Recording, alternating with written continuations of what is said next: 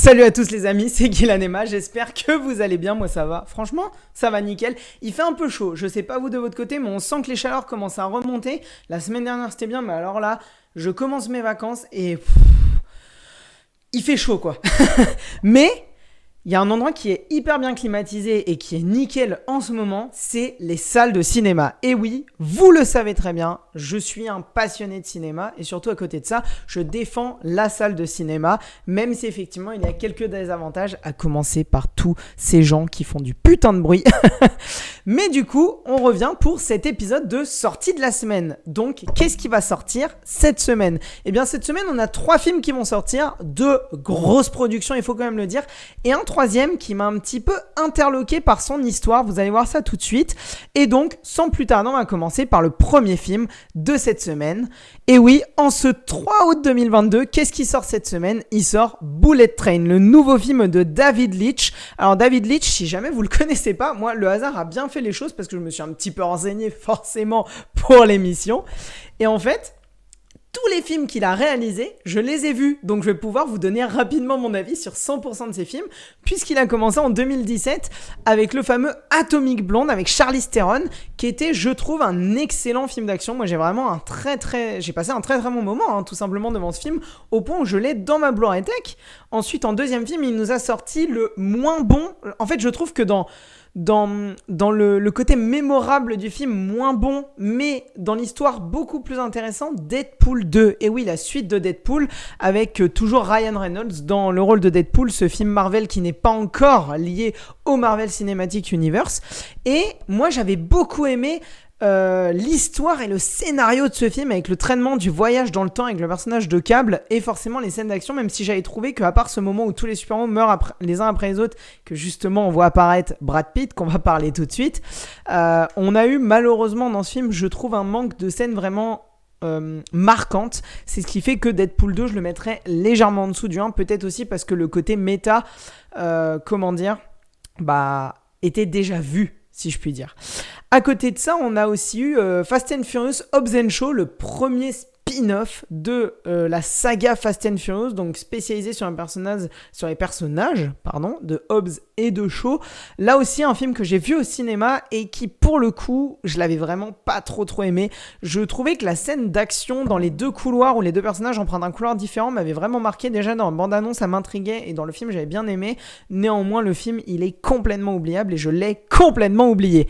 Et du coup, David Leitch, donc comme vous le voyez, qui se centre principalement dans des films d'action parce qu'effectivement, il a été pendant très longtemps dans les films comme Seven, comme Mr. and Mrs. Smith, etc., le doubleur numéro 1 cascade de Brad Pitt. Et en fait, c'est un mec qui à la base était du côté de l'acting et surtout des cascades, donc de l'action, et qui passe en tant que réalisateur. Il est aussi plus ou moins crédité dans les films John Wick et principalement le premier en tant que co-réalisateur non officiel. C'est pour ça que j'ai pas cité.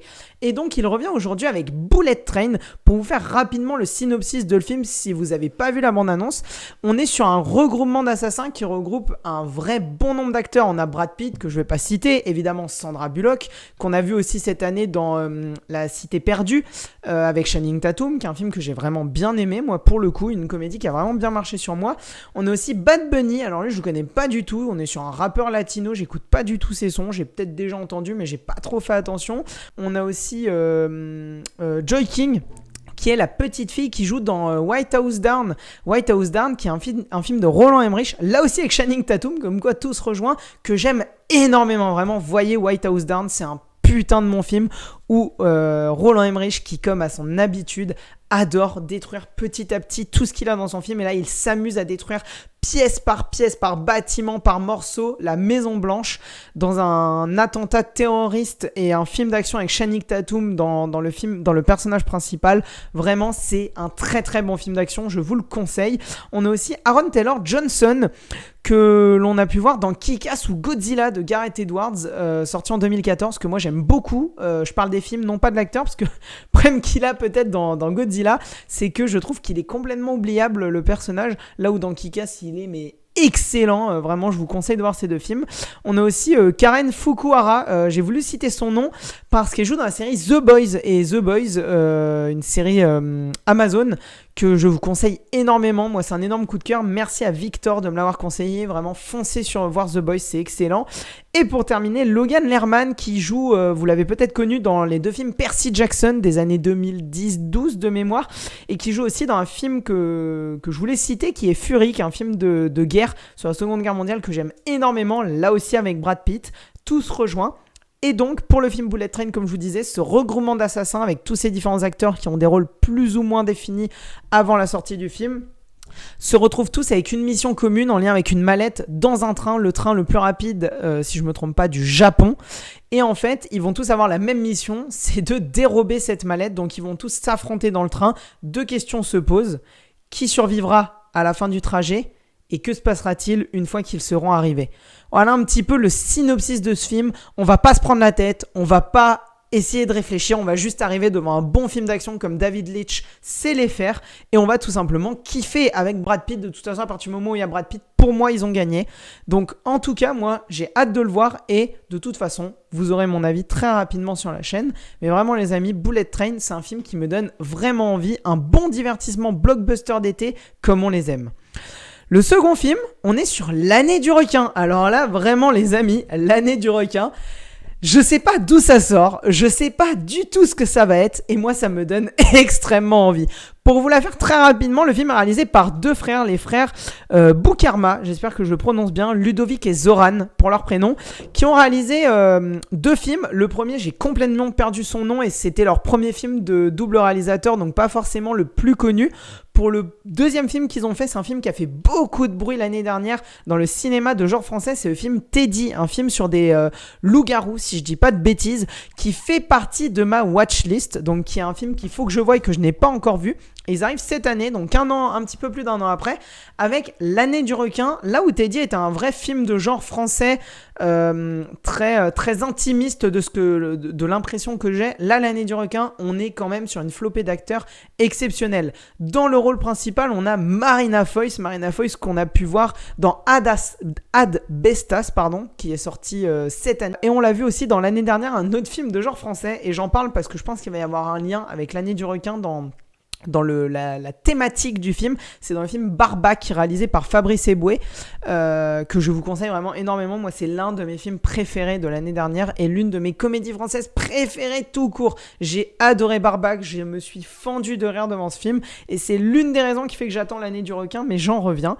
On a du coup également Kad Merad. Alors Kad Merad, je ne vais pas vous faire l'affront de vous le présenter, bienvenue chez HT, etc. Un grand acteur français, en tout cas en termes de nom et aussi de films et d'entrée de ses films. Je vais simplement vous citer un petit film à lui qui est peut-être pas forcément le plus connu et que j'aime énormément, et surtout un rôle qui le change beaucoup, c'est le film L'Immortel, avec Jean Reno dans le rôle principal, où Kad Merad va jouer le méchant et l'antagoniste principal du film L'Immortel. Je crois qu'il est disponible sur Netflix si je me trompe pas. Et vraiment, L'Immortel, voir Kad Merad en méchant, déjà ça change, et le voir bien jouer, ça change aussi beaucoup. Non, je plaisante, c'était juste pour troller un petit peu. Vraiment, je vous conseille énormément L'Immortel, donc vraiment foncez sur ce film. Et pour terminer, on a donc Jean-Pascal Zadi, comme vous le voyez, l'affiche vous l'annonce, qu'on a vu dans l'excellent Tout Simplement Noir, sorti en 2018. Je dis l'excellent au vu des avis des autres, parce que lui aussi fait partie de ma watchlist. Et oui, malheureusement, je n'ai pas tout vu, et je n'ai pas vu Tout Simplement Noir, mais il faut que je le voie. Et donc, pour vous la faire simple, l'année du requin, on est tout simplement sur une sorte... Je sais que le comparatif est beaucoup fait, j'aime pas faire ça, surtout que j'ai pas encore vu le film, et la bande-annonce me le vend pas comme ça sur la deuxième partie, mais on est globalement sur l'histoire, sur un Les Dents de la Mer français. Pour la faire simple, le personnage de Marina Foïs est une gendarme qui va prendre sa retraite, et elle se voit... sa retraite un petit peu s'éloigner, si je puis dire, à son propre choix, puisqu'elle va avoir une dernière mission, attraper un requin qui vient un petit peu tourmenter les plages de la ville où elle est située. Voilà un petit peu pour le résumé. C'est compliqué de faire beaucoup plus parce qu'effectivement on est vraiment sur le genre film de requin, même si je trouve que la bande-annonce nous montrons pas réellement le requin.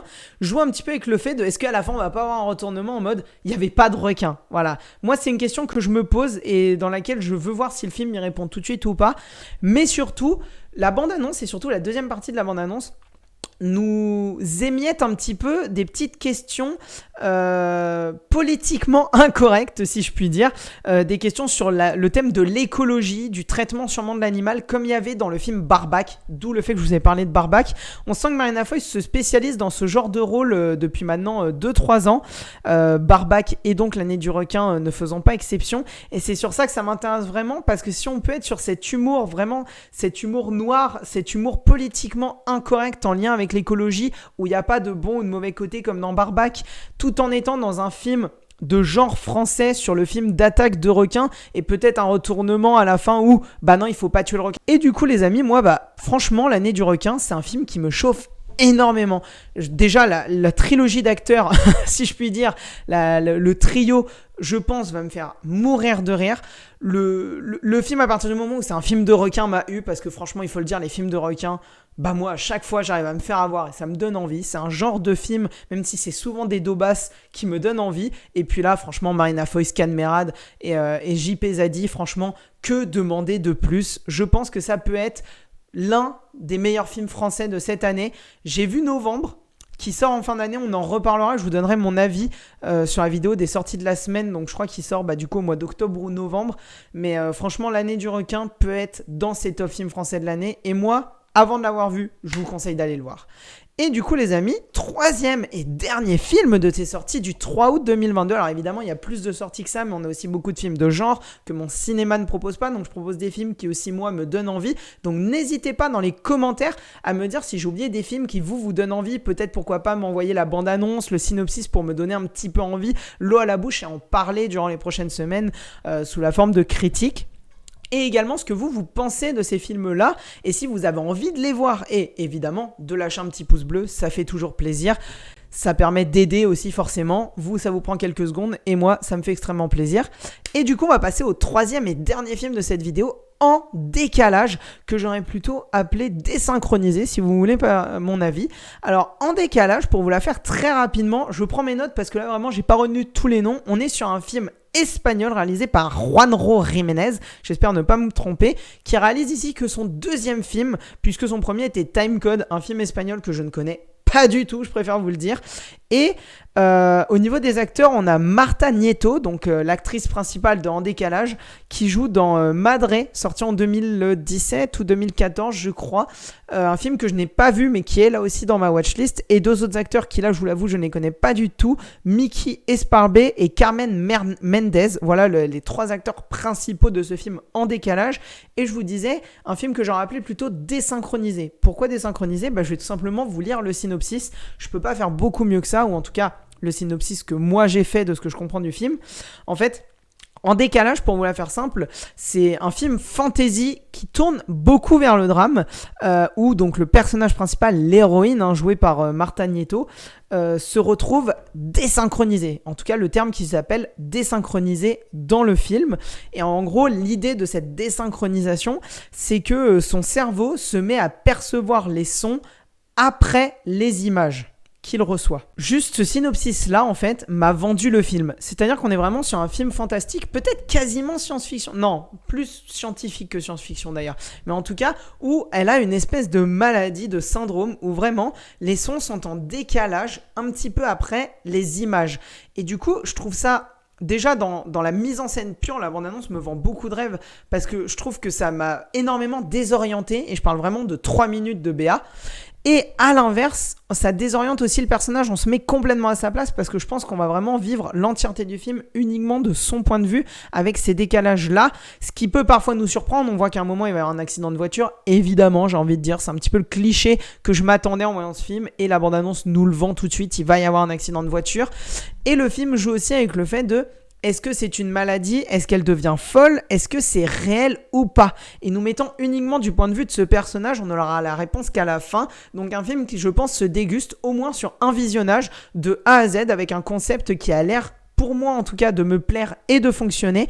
Donc En décalage, ça peut peut-être être la pépite de ce mois d'août, parce que j'ai vu les sorties qu'il y avait sur les prochaines semaines, et à part dans les gros blockbusters, les gros films hollywoodiens ou français, c'est vrai qu'En décalage, en petit film indépendant, et moi c'est un film qui me chauffe énormément. Je sais pas si j'aurai l'occasion de le voir dans les prochaines semaines, ou s'il va falloir que j'attende un petit peu de le trouver quelque part, mais comme ça, le film me vend beaucoup de rêves. En tout cas les amis, j'espère que cette vidéo vous aura plu. N'hésitez pas, je vous le répète, à me dire ce que vous pensez de chacun de ces films. Et si jamais vous les avez vus au moment où la vidéo sort, ce que vous avez pensé des films. En tout cas, on se retrouve très vite pour mon avis sur l'un des films minimum, puisque je vais voir Bullet Train mercredi soir. Peut-être L'année du requin, si j'ai la chance qu'il passe pas très loin de chez moi.